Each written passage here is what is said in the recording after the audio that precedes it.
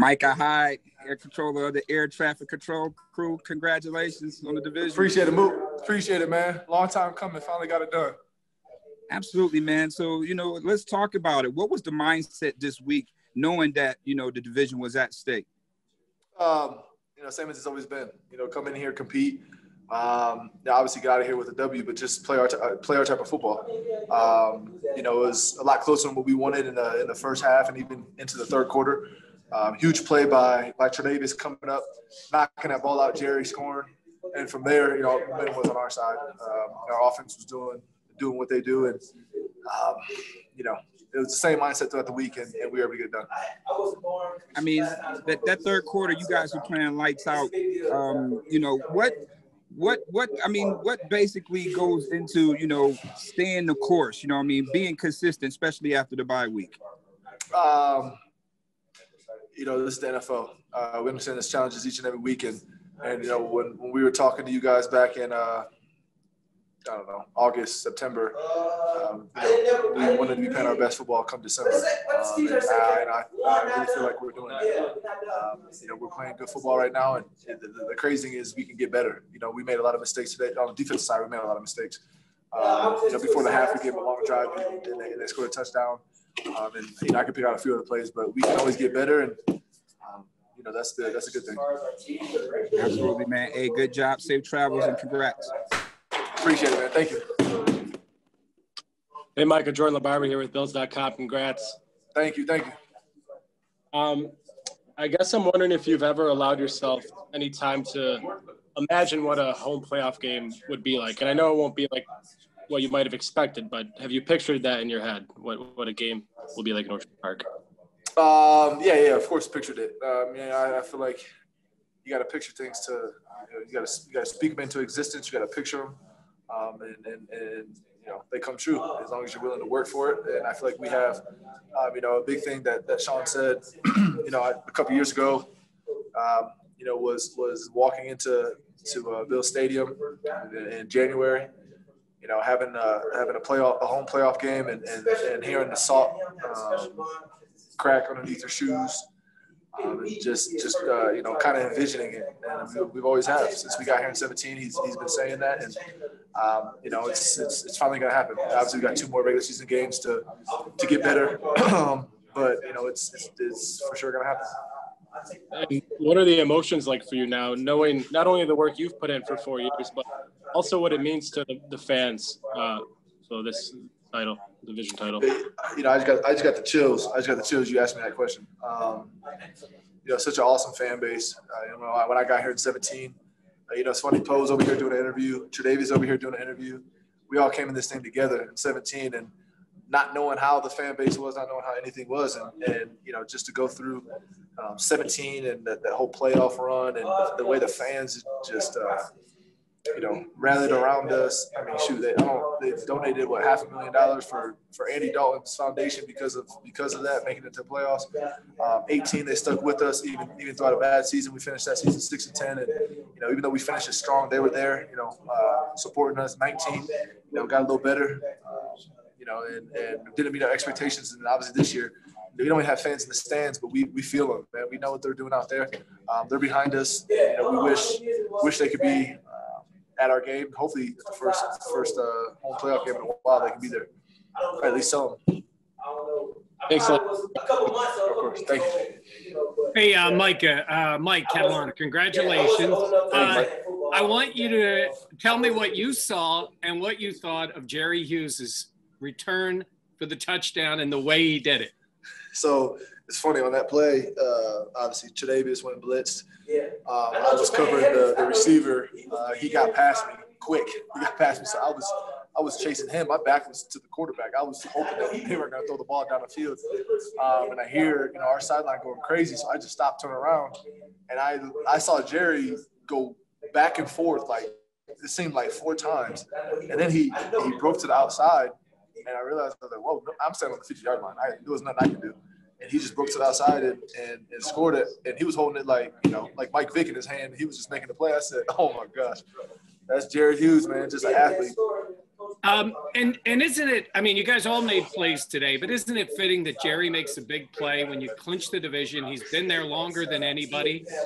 That, you know, he had a huge play in that Jets game and he looked like he wanted to run it. And then today he does it and it's in a game where you clinch the division. Yeah, you know, Jerry's a big part of our team. You know, especially on defense, you know, we rally around him. He's one of the guys that, you know, that we that just goes. He has a motor like nobody else, and he just gets after the quarterback. And you know, he's a big part of our defense. You see him. You know, he was in Buffalo during the Reebok days. It seems like I think it was the Reebok days, and you know, for him to be, you know, still playing well, be a part of this team, be a leader on this team. That was a huge play and a great win for us. Great, thank you. Appreciate it, Mike. Hey, Micah, Paul Stockman, News 4. Congrats on the win, man. Thank you. Appreciate it. When you look at obviously the historic moment and being able to win the division and all that is fantastic, of course. But how much does it mean to do it with games to go? You know, you now have 2 games left against division opponents. You don't. Does that ease the tension a little bit, knowing that it's not, you know, as much of a must win, if you will, for the next 2 weeks, or do you guys want to just put your foot on the pedal and finish this thing as strong as possible? Well, you always want to finish as strong as possible. Yeah, I think that the name of the game is going out there and winning ball games. You know, we want to do that. You know, it's rare that you clinch with 2 games left. You know, so right now we're just playing for seed, and that's a big thing. So we're going to continue to try to win, practice hard, and see what happens. I know that the fans are probably already lining up at the airport to greet you guys when you get back. What's it going to mean for you? I know you talked about earlier not being able to do this in front of the fans, but to see them when you get off the plane, just what do you think it's going to be like? It's going to be a party. Do you think there might be more fans out there tonight than 17, do you think? It might be. Is this going to go out anytime soon? Because I want to challenge Bills Mafia to have more fans tonight than in 2017 when we made it to the playoffs. You know, we can make it happen. I appreciate it. We miss them. You know, like I said, we wish we could be in the stadium with us, but you know, it'll be a party tonight. That was for them. Thanks a lot, Micah. Congrats again. Of course. Thank you. Hey, Micah, Mark Gahn from the Buffalo News. Congratulations. Thank you. There are 2 speed receivers, Judy and KJ Hamler, have 1 catch each. Just kind of talk about keeping them from stretching the field. Yeah, you know, we always take pride in our secondary and not giving them big plays. You know, it's a whole group effort, not just one guy. You know, obviously, somebody like Tre'Davious on one side is locking stuff down, and Levi and Jano on the other side are playing well for us, and obviously the safeties in the back end just trying to stay on top of everything. So it's a group effort, and you know, I'm thankful that you know we were able to limit them, and those are 2 young guys that are going to make a lot of plays in this league.